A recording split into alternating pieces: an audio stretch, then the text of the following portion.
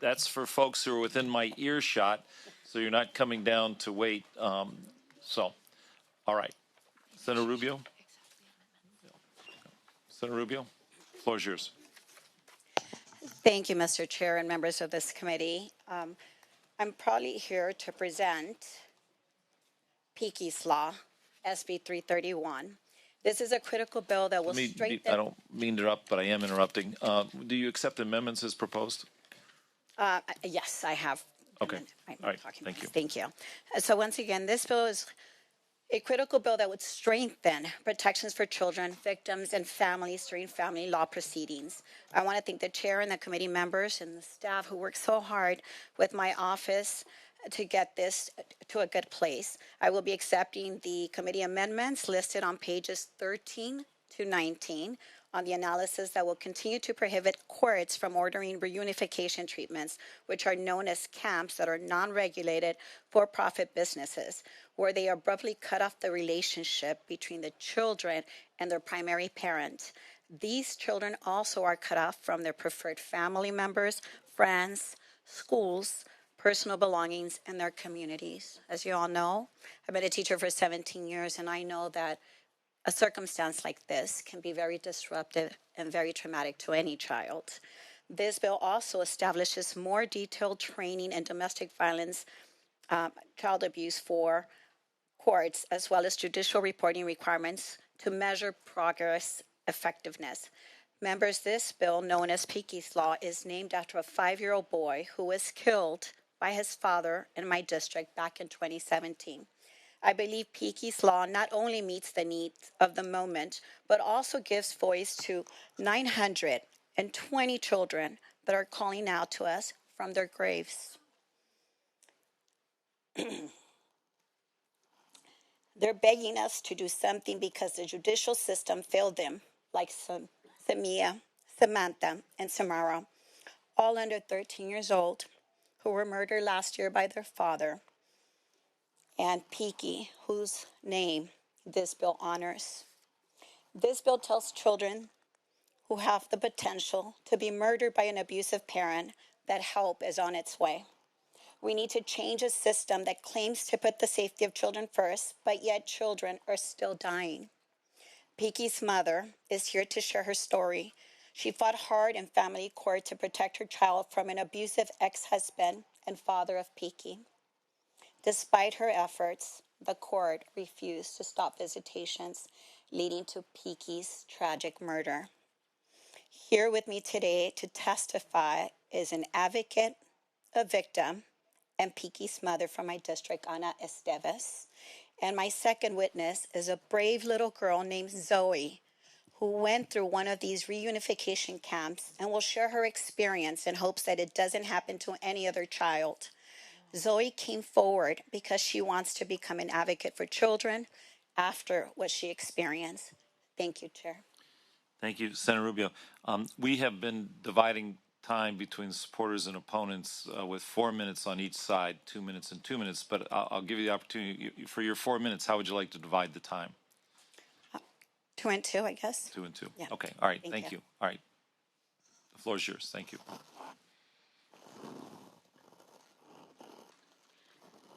Good evening, Chairman Umberg and members of the committee. I'd like to begin by thanking you and Senator Rubio for the opportunity to speak on behalf of my son, Piqui. I stand before you as a constituent, as a veteran of the United States Army, a former elementary school principal, but most importantly, a mother and advocate for children who suffer at the hands of an abusive parent and who become victims of our family court system.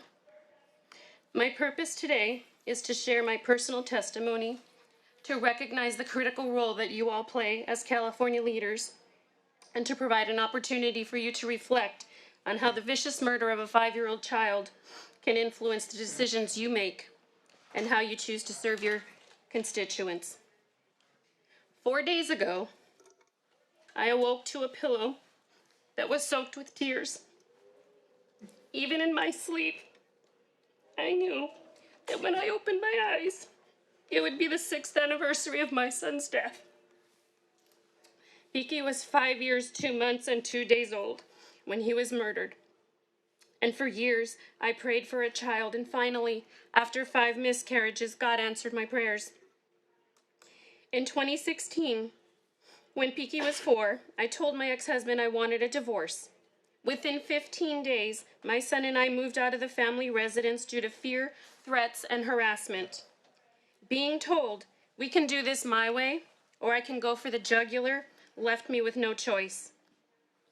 A few days later, the family court judge awarded exclusive rights to our home to my ex-husband and ordered me to pay the mortgage while he resided there. 5 months into my divorce, my ex-husband filed false allegations with Child Protective Services and coerced my son into telling a story about abuse. In a written report to CPS, the forensic interviewer informed the social worker it was her belief that my son was being coached and there were inconsistencies with his story. The mental health consultant interviewed my son and asked my son if he was afraid of his father. My son responded, "I don't want to talk about that."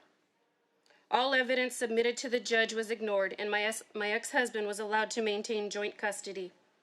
Over and over, I requested restraining orders, and my requests were denied. At the end of one of the hearings, the judge stated that my ex-husband, a now convicted murderer, gave a testimony that was more credible than mine. He denied my request for a restraining order and supervised visits. During our separation, my ex-husband terrorized our son. Piqui would return home with bruises on his body, refused to talk about his time with his father, and obsessed over the number of days left before he had to see his father again. In January of 2017, prior to a custody exchange, my son repeatedly asked to stay with me. As I prepared a shower to bathe him, I asked my son to take off his clothes, which he did. It took every ounce of strength I had not to cry in front of him when I saw the fading bruises on his body. I reached into the shower to check the temperature of the water, and when I turned around, my son was gone. I searched throughout the house, only to find him sitting in a fetal position behind the bed. And when I said, "Papa, come on, you need to take a shower. We're going to be late," my son replied with tears in his eyes, "Please don't make me go, Mama." In April of 2017, when I brought evidence to an evaluator, she stated she didn't have time to review what I brought and accused me of coaching my son. Again, the evidence was ignored. My request for sole custody and supervised visits were denied. And 8 days later, when my ex-husband failed to show up for a child exchange, I called the police to file a missing child report. No matter what happened, I never gave hope that my son would return to me. In May of 2017, approximately 1 month into my son's disappearance, I returned to court to request sole custody for when my Piqui came home. Even though the judge acknowledged that my son disappeared while in his father's custody, he denied my request and ordered an evidentiary hearing to be set to explore custody. It turns out that on April 21st, 8 days after the custody evaluation, my ex-husband suffocated our son in the backseat of his vehicle while my son slept after spending the day at Disneyland with his father. According to homicide detectives, my son awoke during this violent act. His first attempt at suffocating my son failed, and as my son sat helplessly in his car seat, his body twitching, my ex-husband proceeded to suffocate him a second time. He then drove for 2 hours and proceeded to dump my son's body in a heavily wooded area in Santa Barbara County. And during the homicide investigation, the detectives discovered that my ex-husband began planning my son's murder shortly after the December restraining order hearing.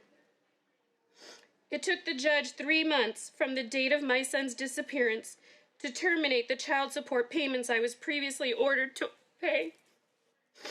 It also took the same amount of time for the judge to temporarily suspend spousal support payments I was required to make.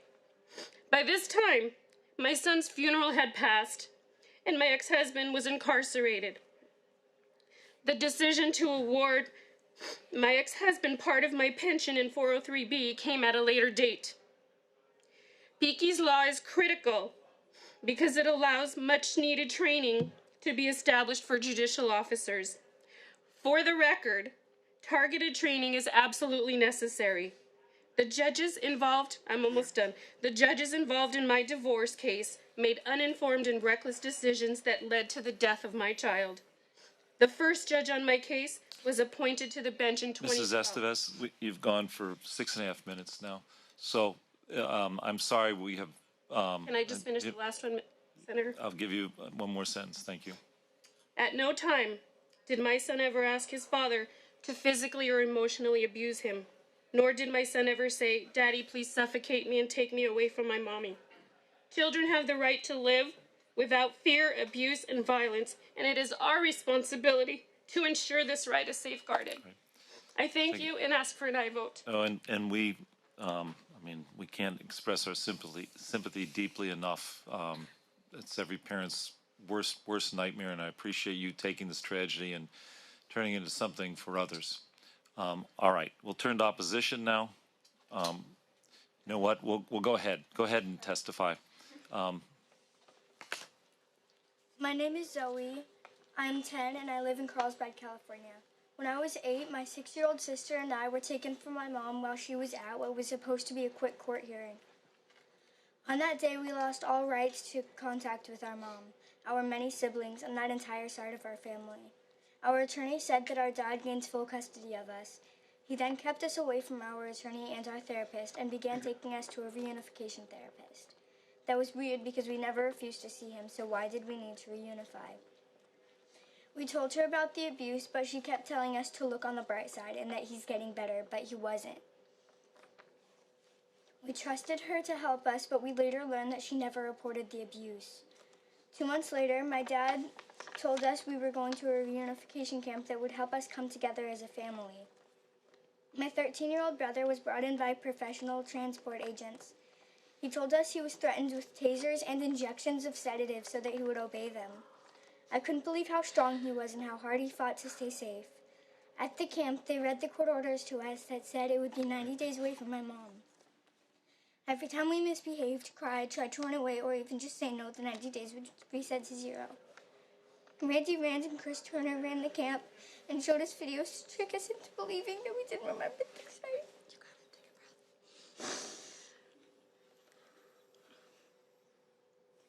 They taught us about parental alienation and told us that our mom was our abuser.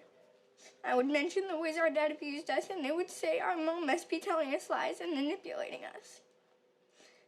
Reunification camp made my relationship with my dad worse. I knew he had purposefully taken us from our mom.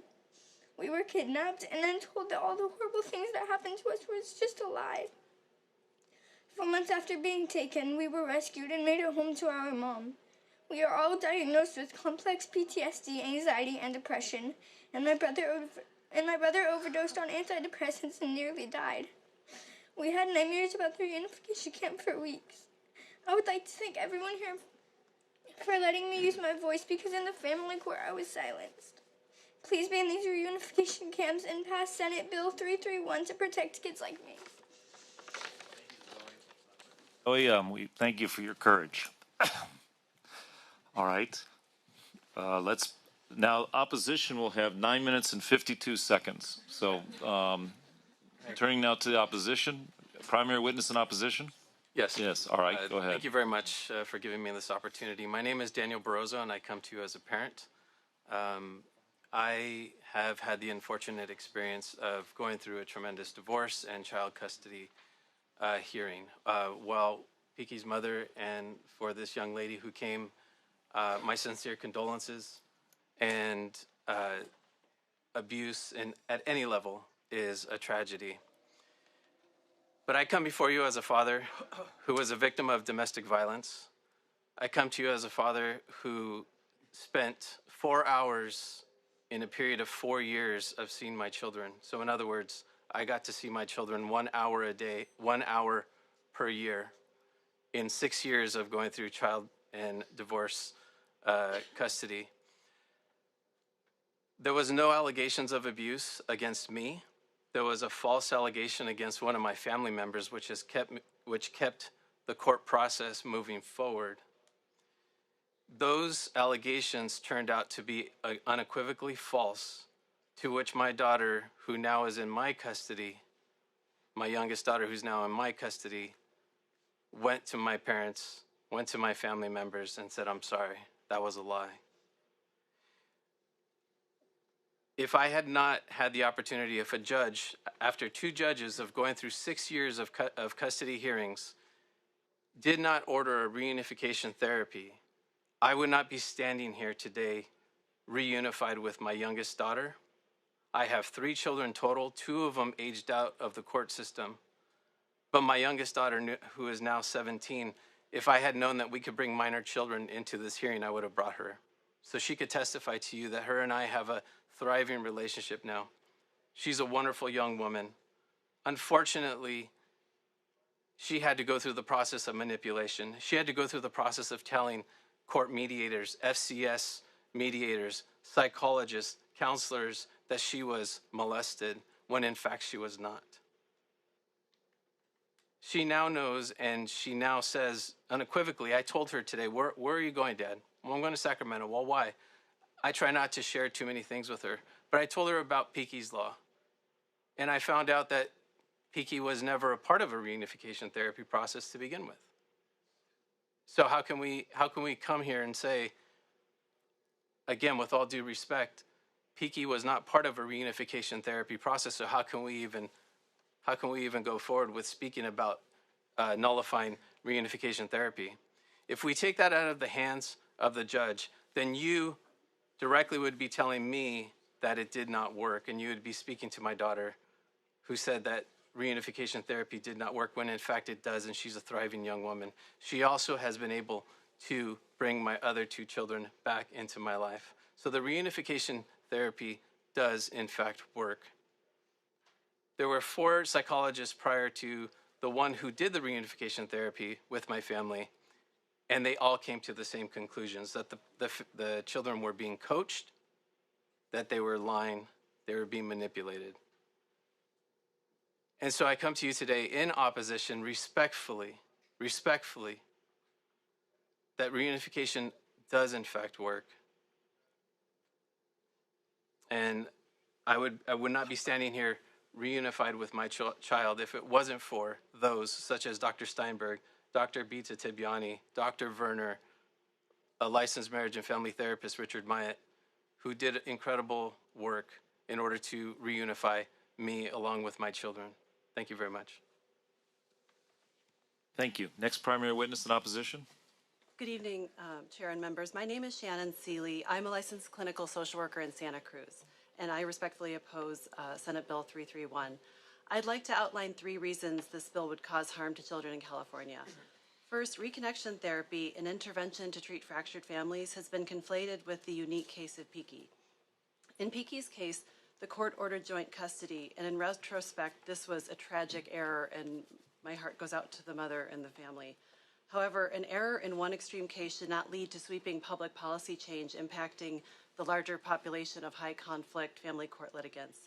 Second, the bill fundamentally misunderstands the principles and challenges of reconnection therapy, which is clear in the most recent amendment. It does not appreciate that children sometimes bond to the abusive parent as a survival strategy. The preferred parent claims to be the safe parent, but the attachment or bond between this parent and the child may be anything but healthy.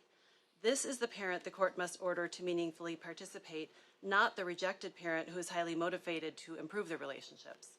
The aligned parent holds all the power in these imbalanced families.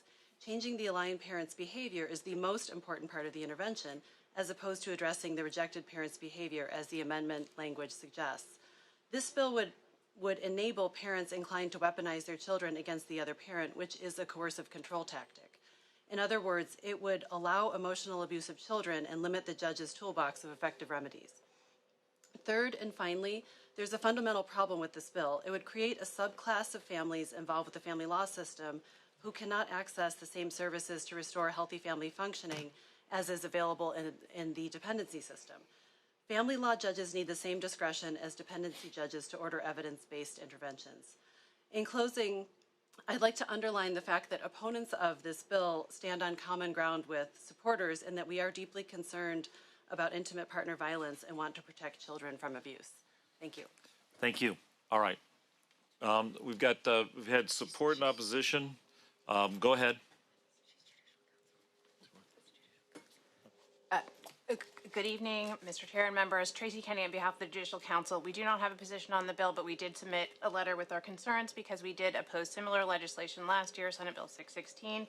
We want to express our appreciation to the author. Our concerns are primarily focused on the judicial training requirements. We appreciate that the amendment significantly diminished the operational harms that would have occurred from the original proposal as introduced.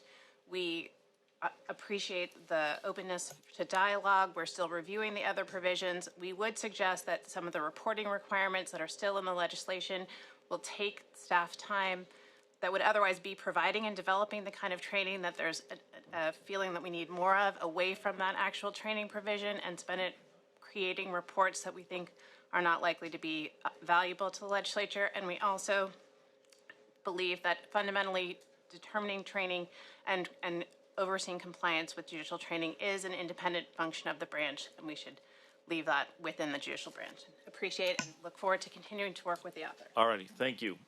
Time has expired now for the opponents. Those who are in the room who wish to express their position, their affiliation, and their name, please approach the microphone.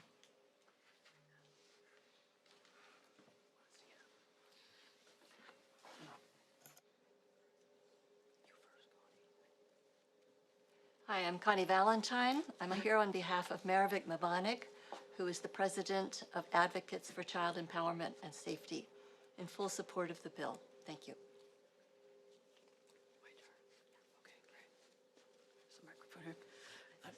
Right here. That's Black's. Good afternoon, Kim Robinson from Robinson and Hilton Attorneys at Law, in strong support of the bill. Thank you. Hello, my name is Sandy Ross. I'm the president of California Protective Parents Association, and we strongly support the bill. All righty. Thank you. Anyone else wishing to testify in support or opposition? All right, let's turn to the phone lines now for those who are in support or opposition to SB 331. Ladies and gentlemen, if you wish to testify in support or opposition of SB 331, you may press 1 and 0 at this time. We'll go to line 3081. Please go ahead. Yes, my name is Craig Dunwoody. I'm a protective parent and survivor. I strongly oppose this egregiously harmful bill. Next, we'll go to line 3044. Please go ahead. Hello, my name is Veronica Lopez. Strongly support SB 331 Piqui's bill. Thank you. Next, we'll go to line 2883. Please go ahead. Catherine Campbell, Santa Clara County, with National Safe Parent Organization, strongly support. Next, we'll go to line 3061. Please go ahead. Angela Ferdig, from Woodland Hills, California, strongly support the bill. Next, we'll go to line 3068. Please go ahead. My name is May Melanson. I'm a screenwriter for film and television. I learned about SB 331 from deeply researching plot points for TV with an open mind. I believe that real life should not be more tragic. Are you in support or opposition? Children. I support Thank you. Next caller, please. Thank you. Next, we'll go to line 2894. Please go ahead. Hi, this is Ahmed Piersdorf, Placerville, California, with Dustin Tribe. Strongly opposed. 331. Thank you. Thank you. Next, we'll go to line 2987. Please go ahead. My name is Laura Arney. I live in. I strongly support 331. Thank you. Next, we'll go to line 3126. Please go ahead. Hi, my name is Mirna Cousins, San Dimas, California. I strongly support. Thank you. Next, we'll go to line 2378. Please go ahead. Yes, Brent Rupnow, very loving and Thank you. Do you support or loving oppose? rejected parent, opposing the bill. All right, thank you. Next, we'll go to line 2949. Please go ahead. This is Justin Lang from Santa Cruz, California, and I strongly support the Bill 331. Thank you. Next, we'll go to line 3015. Please go ahead. Kevin Galloway, Pasadena, California. Father separated from my son, false allegations, strongly oppose. Thank you. Next, we'll go to line 3136. Please go ahead. This is Michelle Malcolmson, survivor of domestic violence. I support the bill, strongly support the bill because of the events that we've seen here in San Francisco Next with caller, many please. children harmed. Next, we'll go to line 3141. Please go ahead. My name is Rihanna Kelly. I'm from Corona, California. I'm an executive over mental health facilities and a domestic violence survivor, and I strongly support the bill. All right, thank you very much. So let me pause for just a second. At the outset of the hearing today, I know that was a long time ago, I announced that for the Me Too testimony on the phone, we were only going to permit 15 minutes of Me Too testimony on the phone. I note that there are more callers who are queued up than we can possibly take in 15 minutes, so just a heads up to them. Next caller, please. Line 3060. Please go ahead. Hi, Lila Reed from Sacramento, California. I urge support as a domestic violence survivor. Next, we'll go to line 3008. Please go ahead. Hi, my name is Sue. Reside in California, Alameda County. I strongly support SB 331. Next, we'll go to line 3149. Please go ahead. Gigi Graciette from Los Angeles, and I strongly support SB 331. Thank you. Next, we'll go to line 3002. Please go ahead.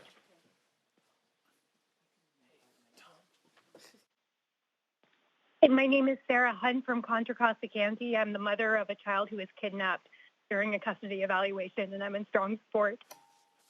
Thank you very much. Next, we'll go to line 3160. Please go ahead. Cassandra Musburger here with One Mom's Battle, and I strongly support. Thank you. Next, we'll go to line 3127. Please go ahead. Hello, it's Rachel Sirwa, strongly opposed to 331. Thank you very much. Next, we'll go to line 3134. Please go ahead.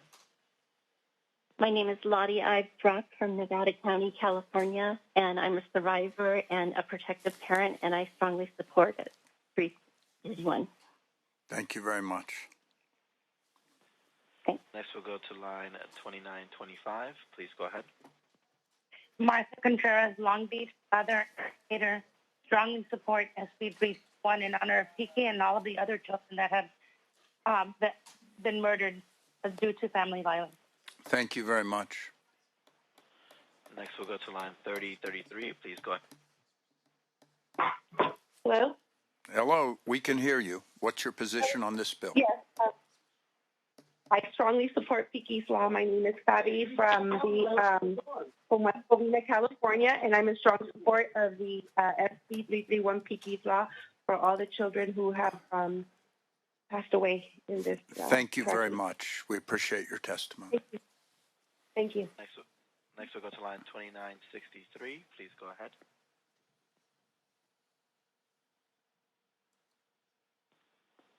Your line's open. All right, move on to line 2835. Please go ahead. Hi, my name is Jeanette Udeborg, and I reside in Temecula, California. I'm in strong support of SB 331. I'm a survivor and protected parent. Thank you very much. Thank you. Next, we'll go to line 2972. Please go ahead. Hello? Can you hear me? We can hear you. What's your position on the bill? Great. Thank you so much, Chair and Chair members. My name is Sharina Lodge. I'm calling from Placer County. I'm with Parents Against Groomers. I'm also a parent that had the state Are you kidnapped the child. for or against the bill? And I'm in support of this bill. Thank you and very I'm here to much. protect Moderator, children. next caller. Please vote aye. Please vote aye. Next, we'll go to line 3099. Please go ahead. My name is Carolyn Farrell, and I'm a marriage and family therapist in Santa Cruz, California, working with kids for 18 years. I strongly support this bill. Thank you very much for your testimony. Next, we'll go to line 2877. Please go ahead. My name is Nancy. I'm with the National Safe Parents Organization. I strongly support this bill. Thank you very much. And let me just let all the callers know we're halfway through our 15 minutes. And so as brief as you can be, you allow other people to able to testify. Moderator, next caller. Next, we'll go to line 3092. Please go ahead.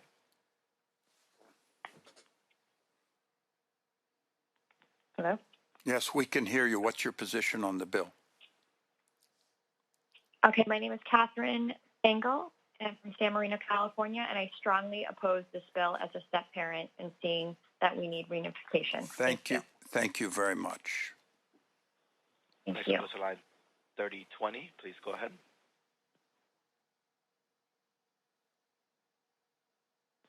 Line 3020, your line's open.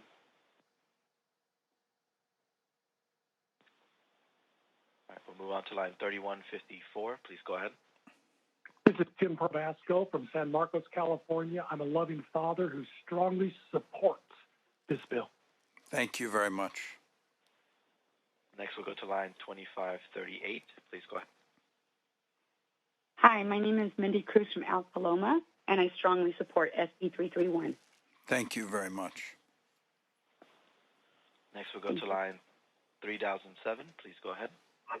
Hi, my name is Elaine Farrell. I was from California.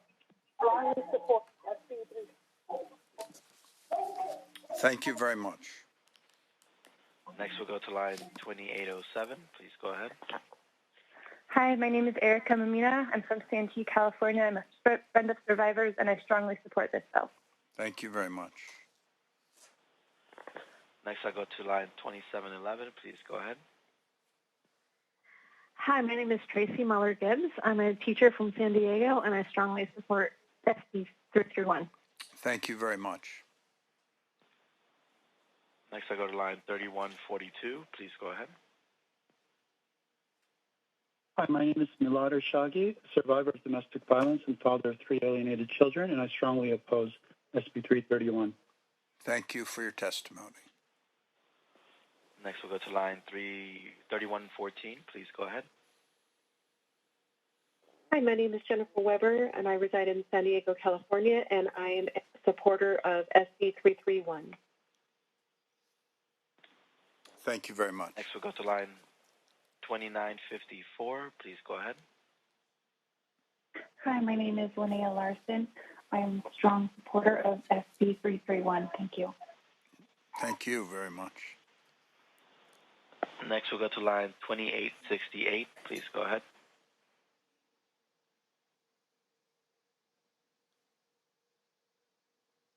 Line 2868, your line's open.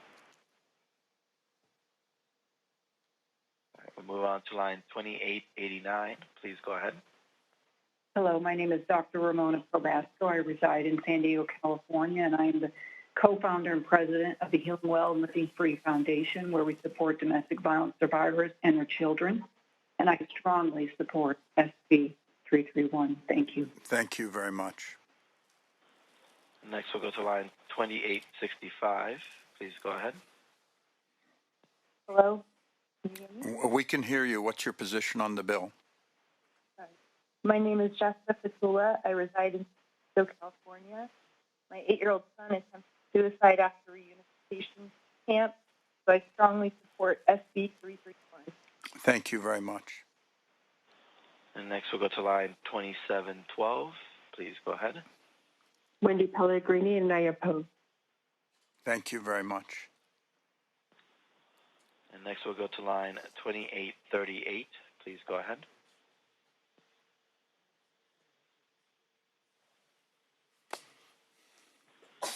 Line 2838, your line's open. Hello. We can hear you. What's your position on the bill?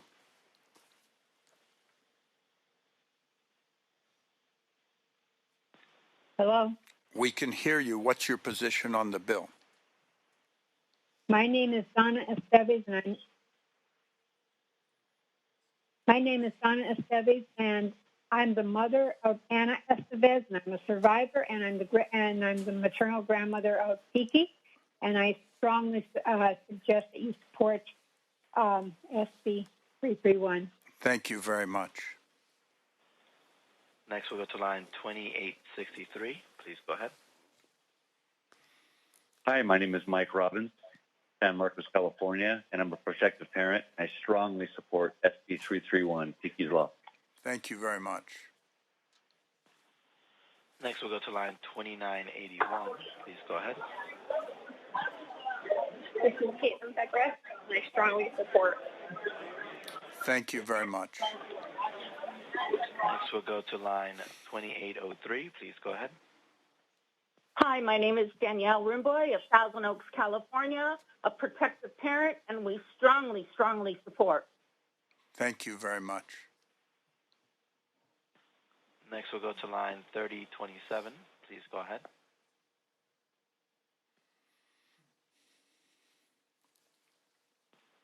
Line 3027, your line's open.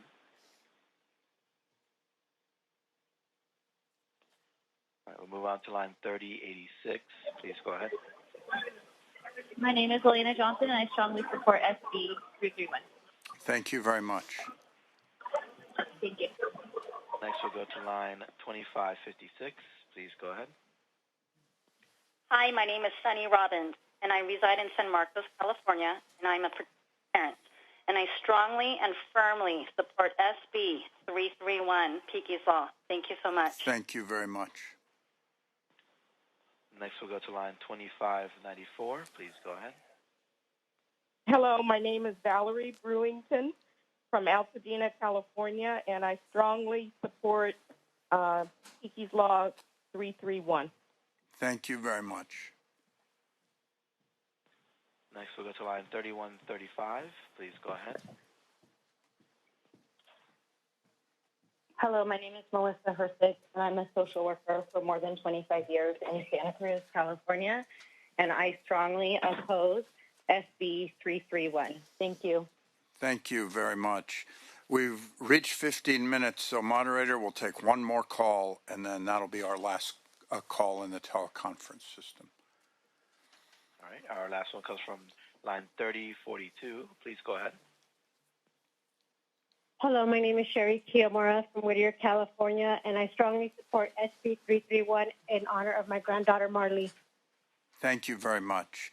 And we thank everybody that just testified, and we apologize to those that we couldn't get to. We understand there are many more on the line. Oh, the matter will come back before the committee. Who has questions or comments? Senator Ashby. First of all, let me just say it's really hard to sit through, and I can only imagine how much harder it was to live through and speak to it. So thank you both for being brave and being here and sharing your stories, and for the people who called in, and I know that was really hard.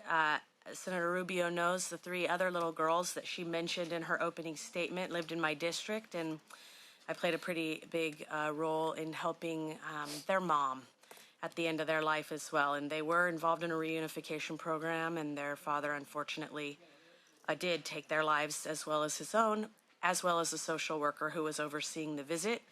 It was a very traumatic incident for everyone in my community. And